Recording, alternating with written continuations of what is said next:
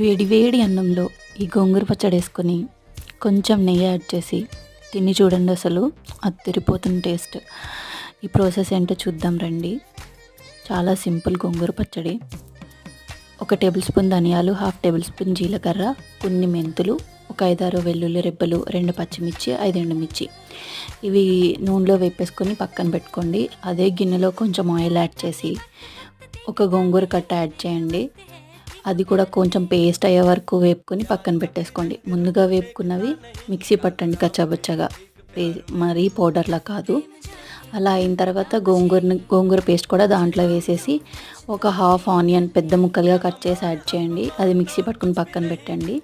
తాలింపు దినుసులు తీసుకొని ఆయిల్ వేసి తాలింపు వేసి తర్వాత ఈ పేస్ట్ని దాంట్లో వేసి మీకు సరిపడా సాల్ట్ వేసుకొని కలిపేయండి. అంతే, అయిపోయిందండి గోంగూర పచ్చడి.